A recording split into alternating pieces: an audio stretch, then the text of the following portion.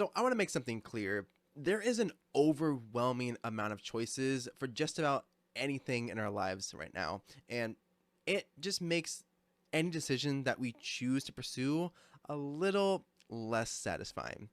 And we don't even realize it half the time. So, keeping everything simple, let's dive into the paradox of choice.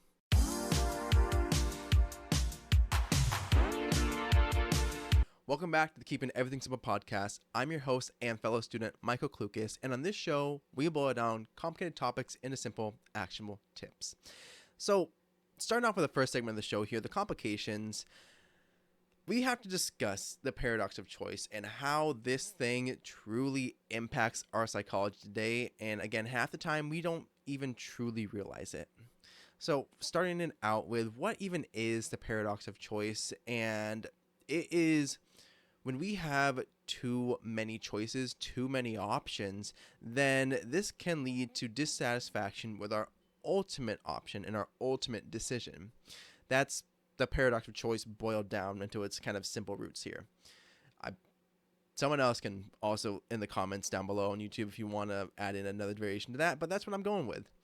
And so the best kind of example of this has been a test that someone had conducted where I don't remember who the university was or who the group was, but it was, I'm going to call it the jam test, where what they did was at a farmer's market, they had set up a booth and they had jam.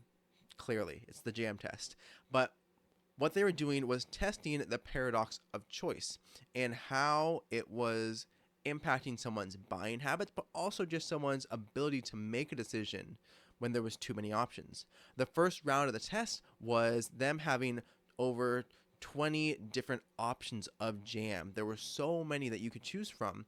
And the second part of the test was them having it only 5 options.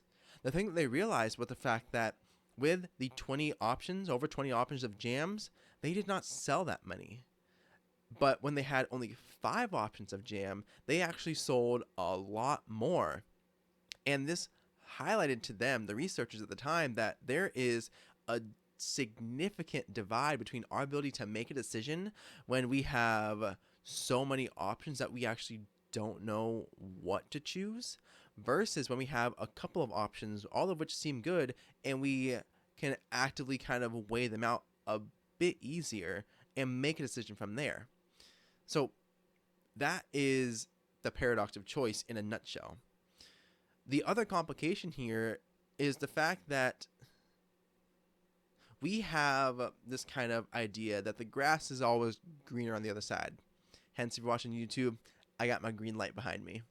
But it's one of our kind of unknown habits and faults where the paradox of choice causes dissatisfaction in our brain, and we can rationalize it. If we have too many options, we always think of the next best thing. It's like, well, I chose this, but also I could have chosen something else. If you're going to like a fast food restaurant, you're like, well, I really liked my McDonald's Happy Meal, but oh man, if I could have got that Big Mac or those 2 Big Macs, that would have been nice too. Or, I didn't get myself an apple pie even. Oh, man, I wish I got one of those. It's just this kind of odd way that our brain works where we think of like, wow, I had my option, but I'm not fully satisfied with it. And that leads to us thinking, well, if I had something else, it could be a little bit better. And the problem with this is the fact that our brains are fantastic at rationalizing our decisions. And at the same time, they're fantastic at rationalizing why it would be better to have something else, which does not lend itself to a healthy dynamic. And so because we're great at finding evidence to support what we believe, that just also means when we're thinking that the grass is always greener somewhere else, we're going to find evidence to support that.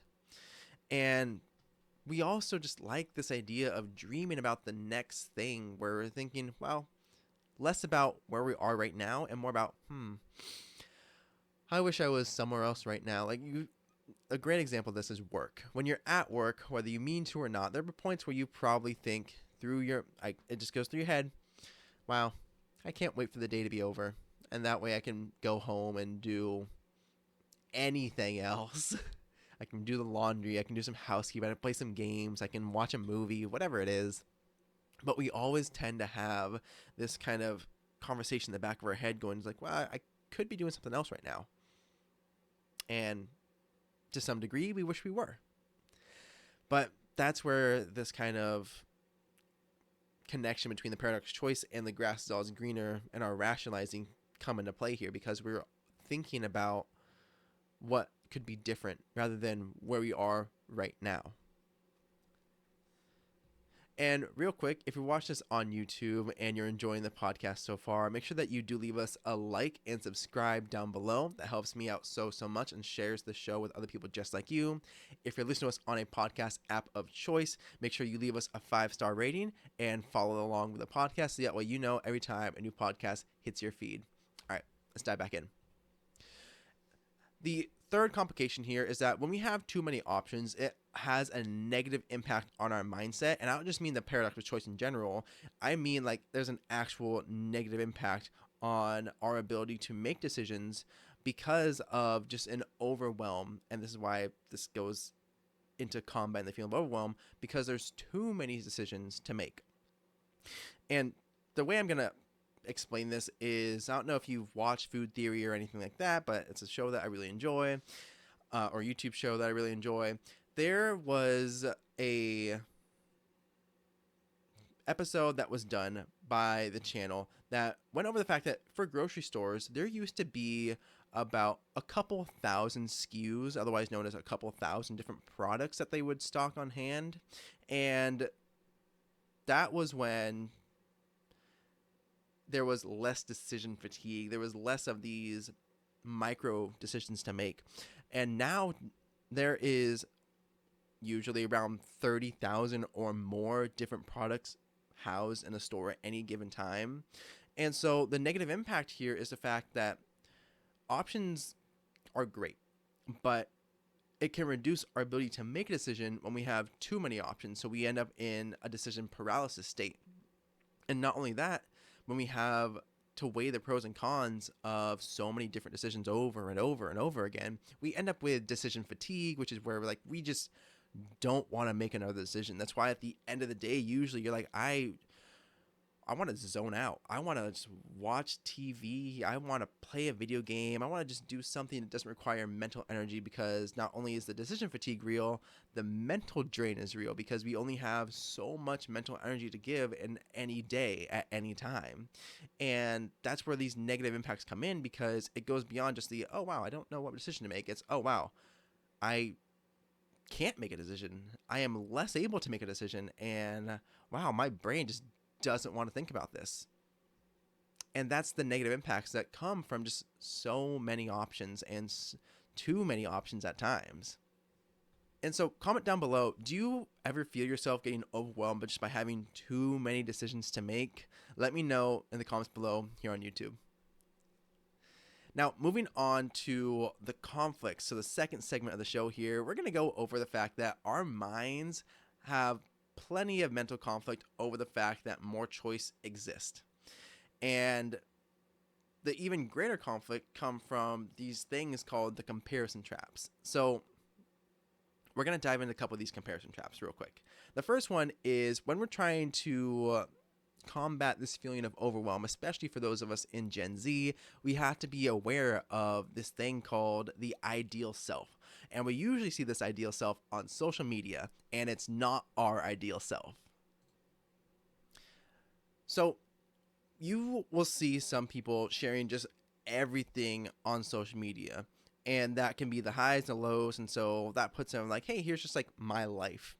That's different than most. But on average, what you're going to see is the best versions first. Most people want to post the wins, the highlights, first and foremost on their feeds. Nothing wrong with that. It's just a general trend that you would honestly see. And the problem is when we see the best versions, only ever the best versions, then we fall into that first comparison trap of the ideal self. We're like, well, ideally, I could do that too. But when we see someone else making decisions that are the choices that we thought about, but then never pursued, then we doubt our own path. We doubt what we're doing today because we're thinking to ourselves, wow, they're making it work. They're doing it. Why didn't I do it? Why can't I do it? And then we kind of begin to spiral. Like, I see a 20-year-old on social media just absolutely killing it. Like, they're running their own business. They are having brand partnerships, they're doing great brand deals, they're doing some good work. And I think that's great for them. I'm happy for them. There's enough success to go around. I know this, but I will always have that little voice in the back of my head that asks myself, well, you were 20. What were you doing at that when you were 20? Why aren't you ultra successful right now already? And that is that comparison trap that we have to avoid when thinking about the ideal self on social media, the thing that we want to portray to everybody versus what our day-to-day life actually is. Like, so many of the influencers online that you will see, this is a great example of this, is the fact that they have a get ready with me routine and the 14-step facial care, which honestly might be true, but also could just be for the video. There could be points where the simplified routine is I wash my face, I use a moisturizer, I use a little bit of retinol, and I use some sunscreen. Ta-da! Not 14 steps. But the thing is, the ideal self is always going to be what is shown first because that is what feels the best. And if we only compare ourselves to that ideal version, we're only ever seeing the wins, the positives, rather than the drawbacks and the negatives to it. And that can negatively impact how we view ourselves. And then the next thing here, the next complication or conflict is the fact that we have decision fatigue again when our brain power is limited. And I mean really limited. So consider willpower to be like the MP or the magic bar in a game. You only have so much. And you only have so much to give and to use. And you are making hundreds, if not thousands, of micro decisions every single day. And every single one of them chips away at that MP bar, chips away at how much energy you have left to expend. And along with getting our attention pulled 1,000 different directions every single day, like I think it was on average, we see, it was a couple thousand ads every single day, whether we realize it or not. And that's just pulling our attention away. It is something that is pulling our attention towards something else, and that requires a little bit of mental energy to pull it back. And our brains get wiped. Like, when we run low or run out of that mental energy to give, then I don't know if I call it MP mental points. That sounds fun. I'm going to do that. But when we run out of these mental points to give, then it gets harder to prevent overwhelm because then we feel like, oh, we have to like preserve what we have. We have to make sure that we aren't giving away too much of it. We have to make sure that we don't allow ourselves to just completely zone out and zoink to the end of the earth. But that's why it's so hard, because if so many things are vying for our attention, then it gets a lot harder for us to be like, all right, I have to preserve how much MP I have, how many mental points I can give to any one thing. That's why, for an example here, you don't want to ever have like really tough conversations at night if you can avoid it, because as you've gone through the day, like your mental energy will be so much lower than the start of the day. And that's going to make you so much more susceptible to being overwhelmed by a tough conversation, because you're just like, I don't have the energy right now to discuss why I didn't do the dishes or why I didn't take out the garbage, because I just want to go sit down and stare at a wall. And this is a very real phenomenon that we have to just be aware of as people going through the world. We will get feelings of overwhelm because we don't preserve our mental points and our mental energy. And then we also have the other conflict of these ever expanding choices. So from college to cars to what clothes you wear to what food you eat, like there's again so many more options now. Like food is the easiest example here, and I mentioned the grocery store. It's also, we had originally just, hey, here's an apple, favorite fruit by the way, but here's an apple. Here's a Granny Smith apple that you can buy. And now it's, here's a organic Granny Smith apple you can buy. And then it's here's a store branded organic non-GMO apple you can buy. And it just, increases the amount of decision making that has to occur, because we're like, okay, do I need organic? Do I need non-GMO? Do I just want to buy an apple and make myself an apple pie? But we like convenience, and that alone is okay. However, when convenience starts to become a hindrance, that is when we start to cross that threshold of having too much overwhelm, because there's too many routes we can go down and we can't weigh the pros and cons of all of them. And so into the third segment of the show here, the simplified actions, the resolutions. We can never stop this flow of never-ending choices that we get shown, but learning to limit them can help us take back more control of our lives, and this is something that I'm going to highly encourage all of us to do. The first thing is creating your own limitations, setting kind of these boundaries for yourself that you know is going to help your quality of life skyrocket upwards. So back to the jam test, it's like creating a formal limitation to our options. If there's 20 options before you, it's like, well, I know I like blueberry, strawberry, and raspberry. I'm not too big a fan of preserves, but jelly is really fun. So, okay, I'm going to limit myself to these kind of options. Strawberry, blueberry, raspberry, jelly. Jams, jelly, yeah. And this is helpful because as humans, we actually do well within limitations. This is why for some people that when they start a job, it's like, hey, you're on your own kind of right away. We're like, whoa, hey, hold on. Give me more direction first and then set me loose. Give me some form of limitations and then allow me to work within them so I can see what I can do. And adding these self-imposed ones adds this level of ownership to the situation, allows us to feel like, okay, I've made this decision. I am the one that put these limitations in place. So that means I can enjoy them a lot more because it's not someone else telling me you have A, B, C, D, E, F, G options. It's like, no, I have A, B, and C. Sweet. That is what I want to focus on. That's what I'll give my mental energy to, my MP to. And so that's why setting these limitations is going to be the first step in gaining your attention back and helping combat overwhelm, because there's not this bombarding of choices and options every single day then. The second simplified action is one that sounds very simple but can be kind of difficult at times, and that is simply to not compare yourself to others, but compare yourself to your own past progress. So I'm going to use my weight goals as an example here, where I follow a lot of fitness influencers, and I mean a lot of them. Like Will Tennyson is one of my favorite YouTubers that goes over fitness and health, but I'm also leaning into a lot of Jeff Nippard right now, and then just following these people is a lot of fun, but I can't compare my life to theirs. I can't compare my progress to theirs. I can compare it instead to myself. And so there will always be someone that's ahead of you, and that's something that we have to recognize. But if we're able to then see that we're dedicating our focus towards where we've come from, that's a much healthier alternative rather than, wow, I don't have six-pack shredded abs and I don't have bulging biceps.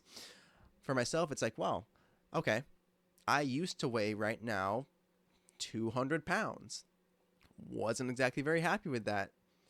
And now I'm back down to 186, 188. That's kind of my range right now. It's like, all right, cool. I've made progress. I'm the one that dropped that weight. I can get to my ultimate goal of 170, 175 of lean mass. But that's going to take time, so I can compare it to myself and to my progress. I can't compare it to someone else who's able to dedicate a lot more time to it. And not only that, has a lot more of the skill sets and knowledge to optimize for it. Because we want to avoid thinking that, well, if that's what life could have looked like for me, then I feel bad about the life I do have, rather than being present and grateful for the life that we are able to lead on our own terms. And then we also want to aim for, how am I going to get myself to take action today? How am I going to get myself one step closer today towards that goal that I have in mind? So we're again not comparing ourselves to someone else's race. We're instead thinking, okay, I want a certain outcome. I can make a certain outcome happen, but I have to really work for it. I have to make some progress, and that involves taking action. So that's the second simplified action.